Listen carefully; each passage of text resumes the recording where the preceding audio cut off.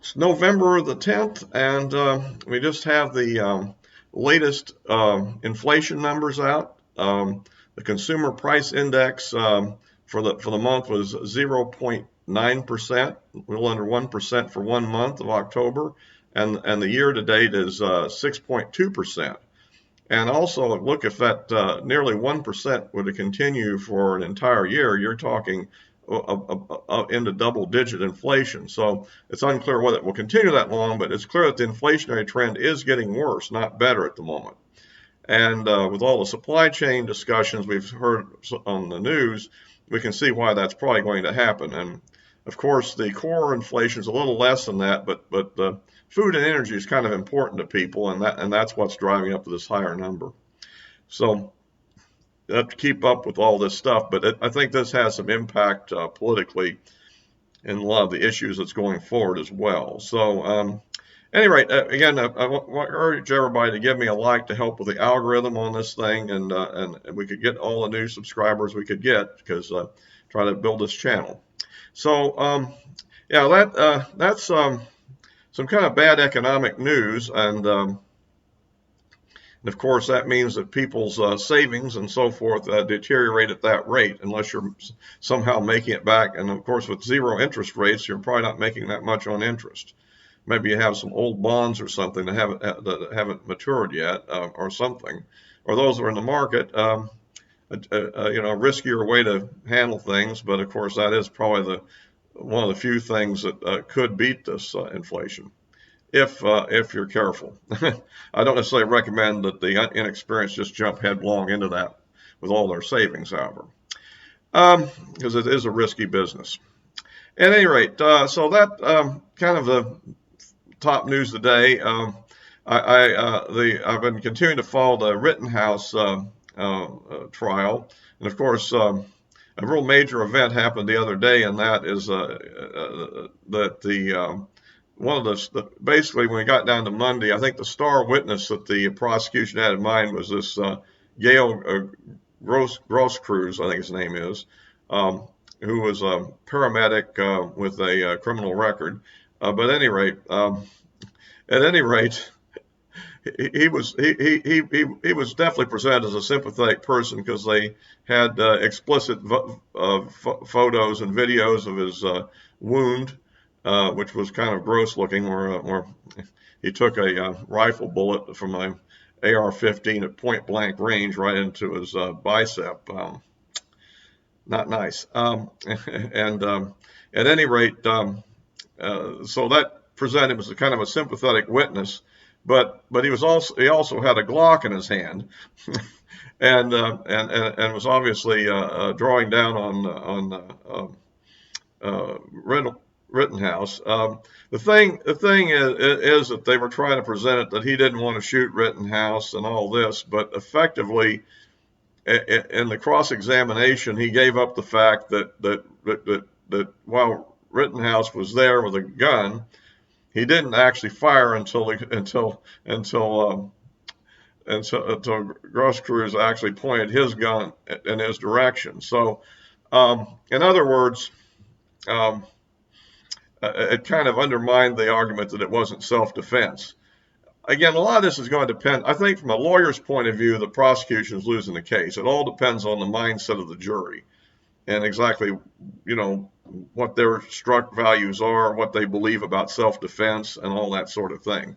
I think we're kind of hopeful that he'll be acquitted, and that this also yesterday the prosecution had one witness in there who said that he backed out of being a prosecution witness when the prosecutor wanted him to change his testimony, and so apparently to implicate somebody else in something. So apparently it's of course, he got a very severe cross-examination for the prosecution. I don't know how that went off. I thought he held up pretty good, considering the fact he seemed to be kind of a meek individual, and the prosecutor was definitely bearing down on him. But it also, I think, raises reasonable doubt when you have people wondering about the honesty of the prosecution, and the fact that they're presenting such a weak case, and so many of their own witnesses have basically been witnesses for the defense in practice.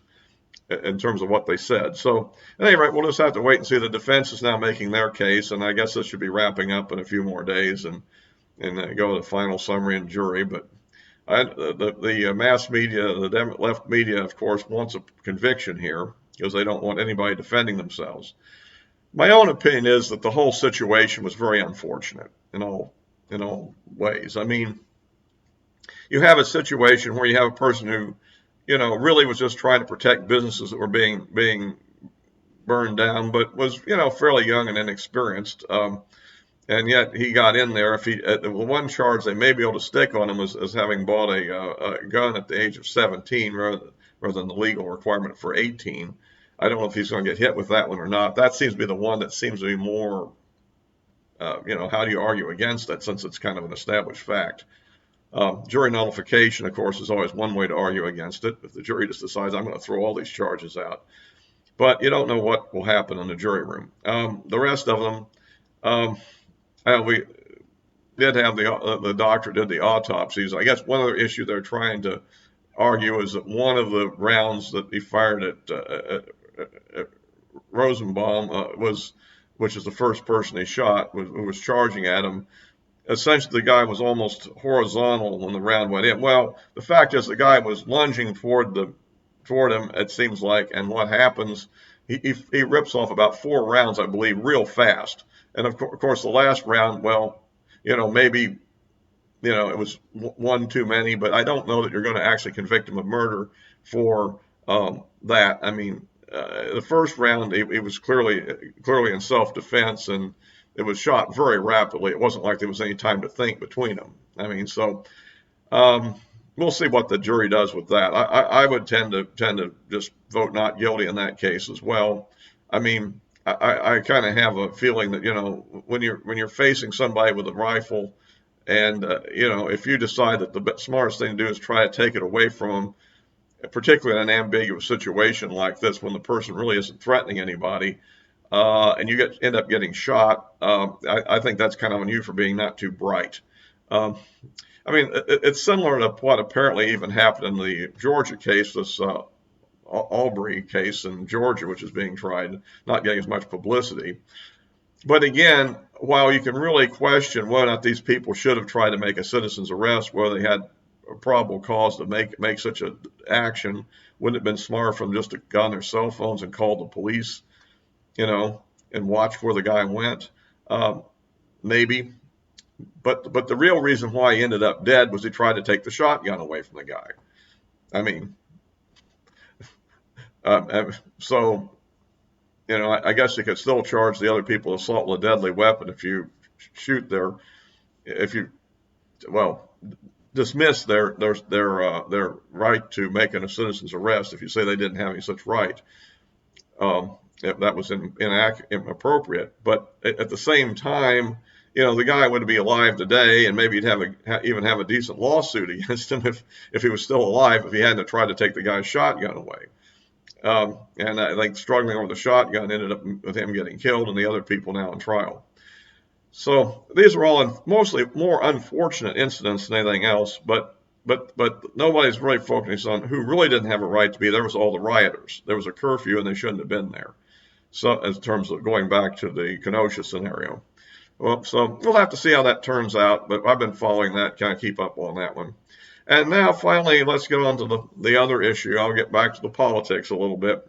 I've noticed that Ilhan Omar issued a tweet that now it's mentioned how that the big social spending Build Back Worse bill, as I call it, is being delayed in a vote. And she said that's what I thought was going to happen. And I've been saying all along that getting the first bill out of the way was the best strategy, and I think it's starting to pay dividends. They're now involved in an attempt to score the bill, and if it turns out, which I think is likely, that it'll turn out that the taxes won't actually cover the cost of the bill, all these programs, and it's certainly not probably in the early years, if nothing else, and the out years is probably more debatable in the scoring.